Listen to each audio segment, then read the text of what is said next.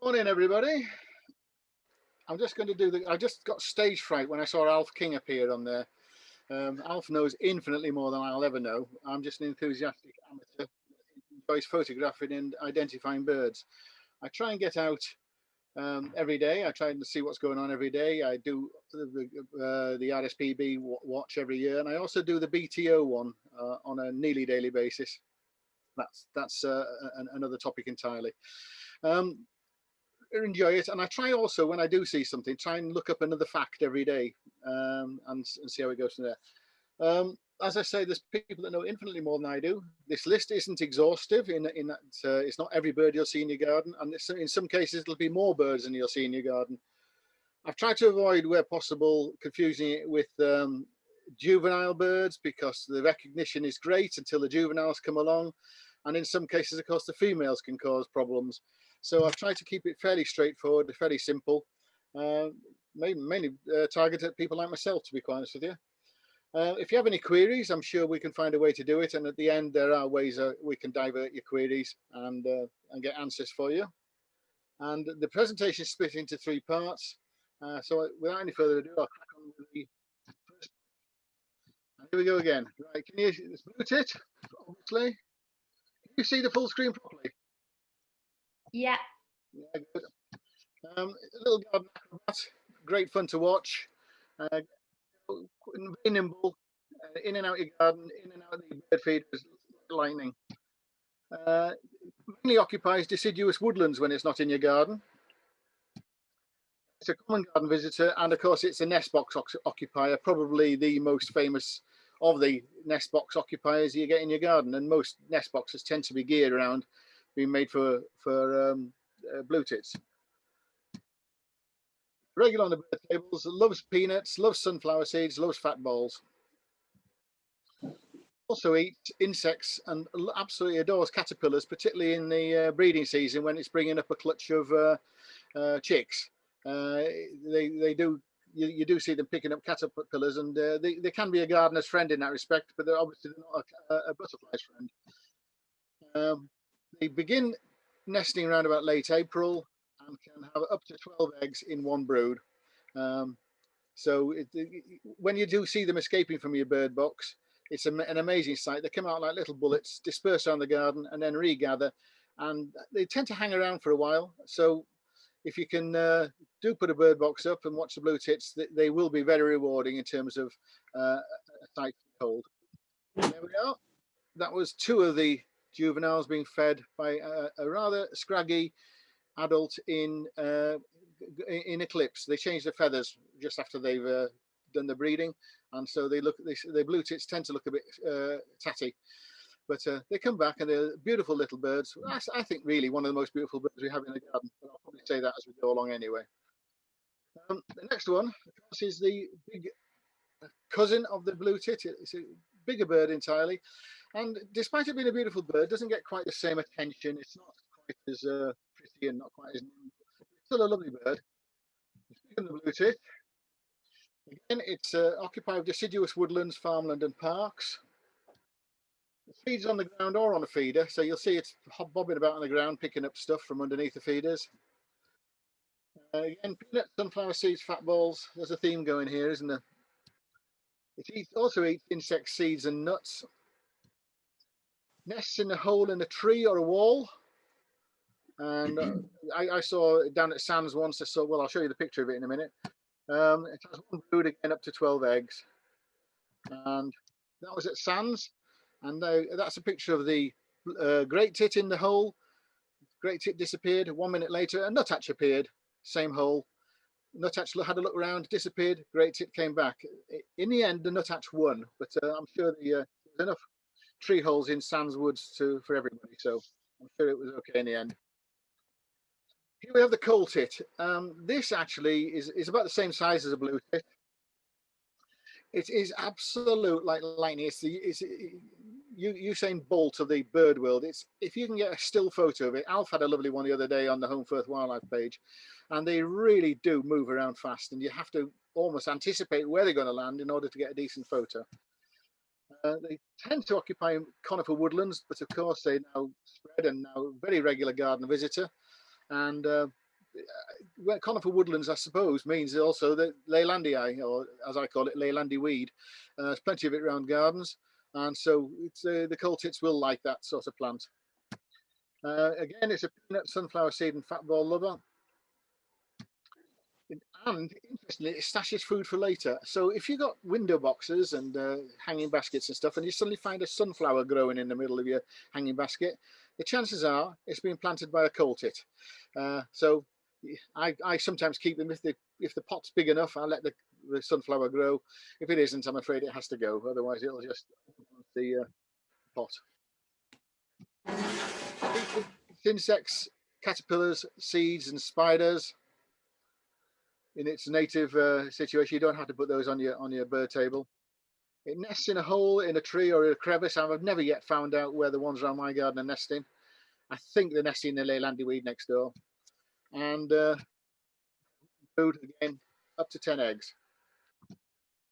And there we are.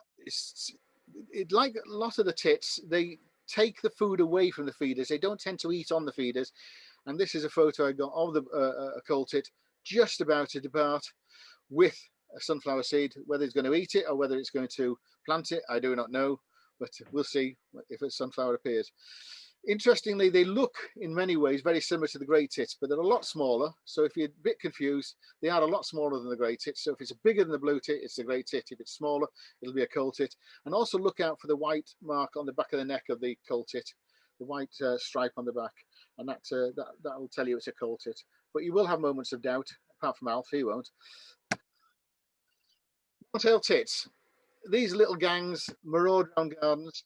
It's about 14 centimetres long, of which 9 centimetres is the tail. They're noisy little things, making hissing noises as they go around, whistling noises. They're fabulous. They arrive en masse. They make they're absolute chaos when they're there, and they disappear en masse. Getting a photo of one of these is just nightmare. But and getting two together was, well, I did a lap of honour. I couldn't believe it. So there we go. But they start off in big groups, up to about 20 or so, but certainly 9s and 10s at the beginning of winter. And towards the end of winter, as the cold takes its toll, the sparrowhawks take the toll, they disappear down and end up with maybe 2 or 3. They can be creatures of habit in that they will come back roughly the same time on a daily basis until they get fed up in your garden. So if you see them at, say, 3 o'clock in the afternoon today, then it may be worth looking around about 2 o'clock to 3 o'clock tomorrow, and so on and so on. Again, it lives in deciduous woods and scrub, traveling noisy gangs. They love peanuts, sunflower seeds, and fat balls. They also like invertebrates, larvae, spiders, and seeds. Absolutely love spiders. They for a couple of reasons, which I'll come back to. Nest in bramble, gorse, etc. There was a few nesting up on Cartworth Bank Road in the gorse that the farmer has now kindly removed. So the linnets and the long-tailed tits and the other birds that were up there, the willow warblers, are going to have to find somewhere else to live. The nest is made of moss, cobwebs, feathers, and lichen, and actually stretches as the brood grows. The cobwebs thing's interesting. I was down at Bottoms Mill about a year ago, year and a bit ago, when the breeding season was starting, and I saw these couple of long-tailed tits, and they were underneath the eaves of the mill, and they were pecking at the underneath the eaves, pecking at the there. And I put my binoculars up, and they were eating spiders off the webs. And when they'd had their fill of spiders, they then took the webs to presumably, well, obviously, to go and make their nest. So the spiders are an important source of housing and nourishment for these little fellas. And again, like all the tits, one brood, up to 12 eggs. And here we are, a photo of one that came in the garden the other day, showing his acrobatic skills, hanging on with one foot. And in the close-up on that picture, you'll see he's actually holding what appears to be a tree bud in the other foot, and he's eating it out of his foot. So they're very acrobatic and great fun to watch. Nightmare to photograph. Sparrow. Sparrows, a lot of people refer to them as little brown jobbies because they're part of the little mass of brown birds that nobody's really quite sure of, and it does take a bit of time to get used to them, and we still get wrong identification. When I was looking through my files the other day, I found a tree sparrow amongst my house sparrows. This is a male house sparrow, and you can see obviously a sparrow, but it's got the grey head. That identifies it as a male house sparrow. They're happy in human spaces. They're great resourceful birds. They're quite happy around humans, where humans live, gardens, cultivated land, houses, buildings. In fact, they nest in buildings. You'll often hear them as you walk past a hedge, the insistent chirping, absolutely noisy little fellows in little gangs, chirping away in the hedges, and a lovely sound, one of the great sounds of summer, in my opinion. Eat seeds, fat balls, waste food, feeders, and sorry, from the feeders or even from the ground. They're very resourceful. They'll eat anywhere where there's food to be had. They also chase flying insects. That's great fun to watch, especially when they're feeding young.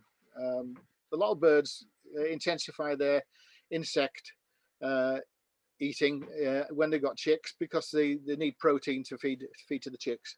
So you'll see them jumping up and down catching insects. They nest in buildings in a hole or a crevice. And if you do build a nest box to attract sparrows, it needs to be a bigger hole than a blue tit, and also needs ideally to be in a terrace. So you want to be attaching 3 or 4 boxes together, because they do live in little gangs. The nest is made of grass or straw, and they have about 4 eggs and up to 2 or 3 broods. So if you're constantly seeing youngsters about, it's because they're once again having another brood of chicks. Busy little fellas.